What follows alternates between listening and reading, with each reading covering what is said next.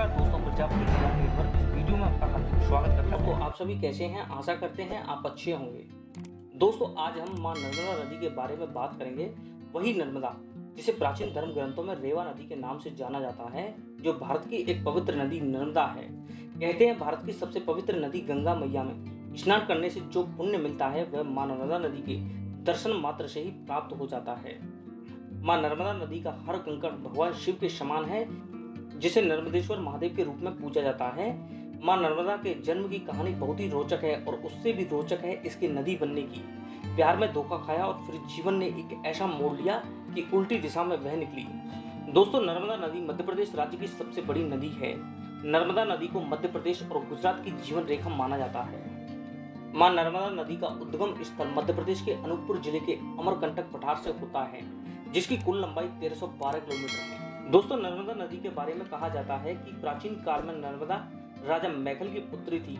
जब बाल्यावस्था से निकलकर नर्मदा विवाह योग्य हुई तो नर्मदा के पिता राजा मैखल ने अपनी अत्यंत रूपमती पुत्री के विवाह के लिए एक शर्त रखी कि जो राजकुमार गुलाब कावली के दुर्लभ पुष्प उनकी पुत्री के लिए लाएगा वे उसी के साथ अपनी पुत्री नर्मदा का विवाह संपन्न करेंगे। इसके बाद कई राजकुमार आए, लेकिन कोई भी राजा मैखल की शर्त पूरी न कर सका।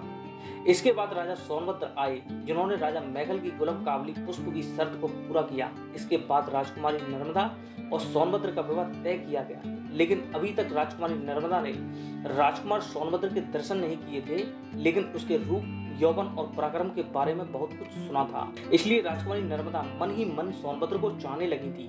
विवाह होने में अभी कुछ समय बचा था, लेकिन उनकी इच्छा थी कि विवाह से पहले एक बार सोनभद्र से मिला जाए, जिसके लिए राजकुमारी नर्मदा ने अपनी दासी जोहेला के हाथों प्रेम संदेश भेजने का मन बनाया। इसके बाद दासी जोहेला सज धजकर चल पड़ी राजकुमारी नर्मदा का संदेश लेकर राजकुमार सोनभद्र के पास। जब काफी समय बीतने के बाद जोहेला वापस नहीं आई तो राजकुमारी नर्मदा को अब और भी चिंता होने लगी थी। नर्मदा का सब्र का बांध टूटने लगा और स्वयं ही चल पड़ी सोनभद्र से मिलने के लिए।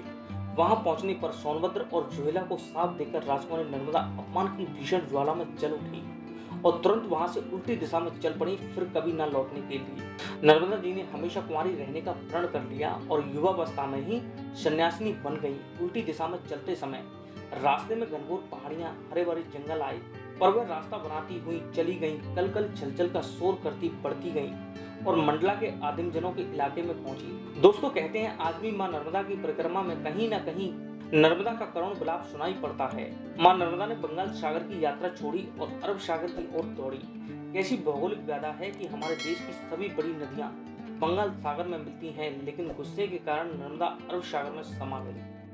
दोस्तों, अब इस कथा का भौगोलिक सत्य तो देखिए कि जयसिंह नगर के ग्राम बरहा के पास जोहेला का सोनभद्र नद से वाम पार्श्व में दशरथ घाट पर संगम होता है और प्यार में धोखा खाई राजकुमारी नर्मदा कुंवारी और अकेली उल्टी दिशा में बहती दिखाई देती हैं। रानी और दासी के राजवस्त्र बदलने की कथा इलाहाबाद के पूर्वी भाग में आज भी प्रचलित है और जोहेला नदी को आज भी दूषित माना जाता है और इसका नाम कभी भी पवित्र नदियों में नहीं लिया जाता है। दोस्तों, ये थी मां नर्मदा नदी की कथा व कहानी। वीडियो कैसी लगी हमें कमेंट में जरूर बताएं। अब आपसे मुलाकात होगी एक नई वीडियो के साथ। जय हिंद, जय भारत, जय नमामि देवी नर्मदे।